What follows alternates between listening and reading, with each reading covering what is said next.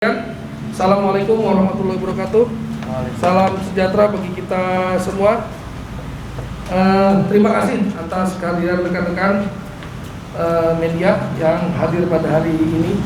Rekan-rekan sekalian, kami Kejaksaan Tinggi Banten, ya, kami akan menyampaikan siaran pers, ya, perkembangan penanganan perkara, ya, dugaan tindak pidana korupsi, yaitu tindak pidana pemerasan, ya yang diduga dilakukan oleh Ki AB. Rekan-rekan sekalian, pada hari Kamis tanggal 3 Februari ini tahun 2022, tim penyidik, ya, telah melakukan pemeriksaan terhadap saksi Ki AB, ya, sekitar pukul 10.00 sampai dengan 16.00, rekan-rekan sekalian. Setelah dilakukan pemeriksaan, terusnya tim melakukan paparan, dan setelah dilakukan pemeriksaan terhadap saksi berjumlah 11 saksi, 2 ahli, ya, dan 33 dokumen yang telah didapat oleh tim penyidik, ya, dan termasuk juga telah menyita uang sejumlah 1.169.900.000 rupiah, ya.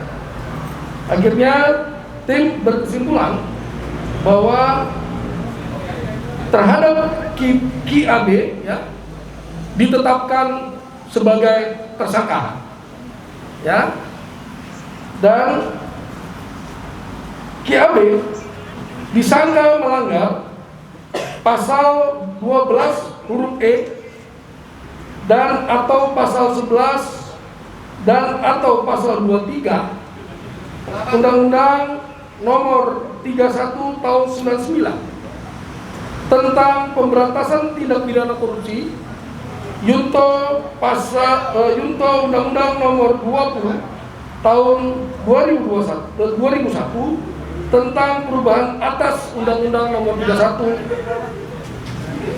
Tahun 99 tentang pemberantasan tindak pidana korupsi, Yunto pasal 21 KUHP, Yunto pasal 55 ayat 1 ke 1 KUHP.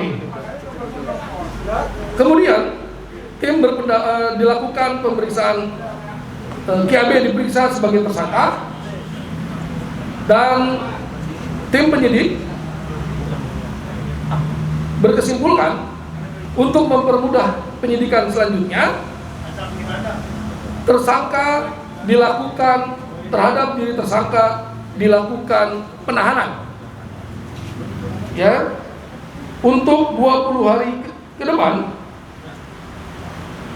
di rutan kelas 2 Pandeglang, terhitung mulai tanggal 3 Februari 2022 sampai dengan tanggal 22 Februari 2022.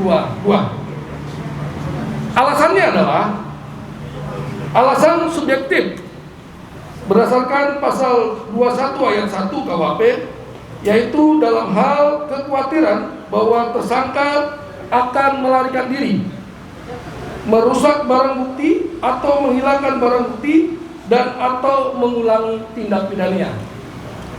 Alasan objektif, ya, berdasarkan pasal 21 ayat 4 huruf A KUHP, yaitu tindak pidana yang diduga dilakukan oleh tersangka diancam dengan pidana penjara selama 5 tahun atau lebih.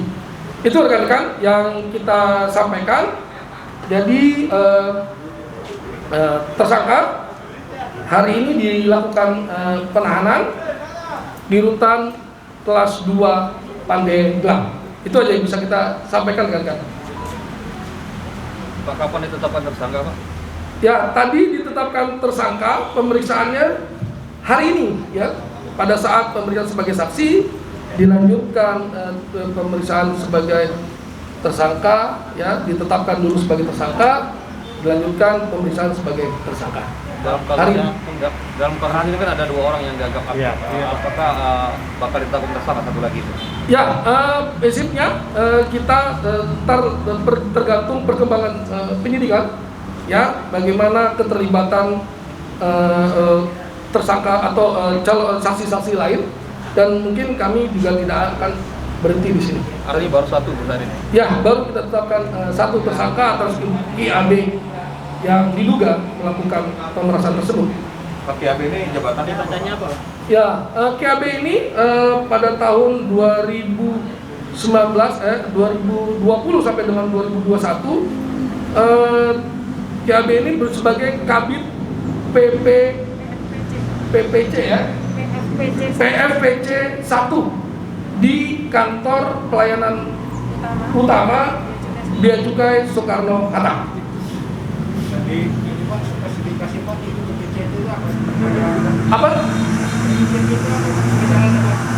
Oh, kepanjangannya? Ya, ini apa? Pelayanan fasilitas pabean dan cukai. 1 kantor pelayanan utama Bea Cukai Soekarno Hatta. Ya. Pak, kalau peran tersangka dalam perkara pemerasan ini apa? Perkara peran tersangka ini apa? Ya, perannya ya dia sebagai diduga melakukan pemerasan. Pak, untuk nilai pemerasan ini sendiri berapa sih Pak sebenarnya? Kalau barang bukti ya yang kita sita itu 1.169.900.000 rupiah. Nanti berdasarkan perkembangan penyidikan nanti kita akan lihat berapa jumlah sebenarnya. Itu aja kan, kan? Modus pemerasannya apa? Bagaimana? Ya, dengan cara karena dia sebagai kabid ya, pelayanan fasilitas ya, kepabianan dan cukai, dia menggunakan kekuasaannya ya, terusnya